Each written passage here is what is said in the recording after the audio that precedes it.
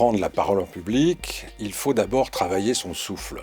Lorsque vous n'avez pas travaillé votre respiration, et que vous devez évidemment respirer quand vous prenez la parole, eh bien il est très important de ne pas gonfler complètement vos poumons. 1 seconde de respiration est suffisant entre chaque phrase ou entre chaque partie de phrase pour que vous puissiez prononcer et parler correctement. Il y a un deuxième point qui est aussi évidemment très important, c'est la prononciation. Il faut apprendre à privilégier les voyelles comme je suis en train de le faire. La voyelle, c'est du son.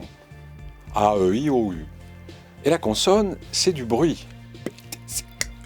C'est que du bruit. Il faut privilégier la voyelle à la consonne. Pourquoi ? Parce que lorsque vous appuyez sur une consonne, comme je suis en train de le faire, vous envoyez au cerveau de vos interlocuteurs un code d'agressivité. Ça peut être d'ailleurs en désaccord avec le sujet, le propos que vous voulez faire passer. Le troisième point, c'est la rythmicité mélodique, c'est-à-dire à la fois les tonalités, les courbes mélodiques que vous allez faire, et puis aussi les rythmes. Si je vous parle de cette façon-là, j'utilise un rythme qui est davantage proche de la valse. Vous allez, d'une certaine manière, caresser le cerveau de vos interlocuteurs. Si je vous parle de cette façon-là, je suis plutôt dans le tango, voire dans la marche. Évidemment, ça ne va pas induire la même chose dans le cerveau des gens qui vous écoutent. Vous serez davantage proche de l'autorité et éventuellement de l'agressivité si vous y rajoutez des appuis consonantiques.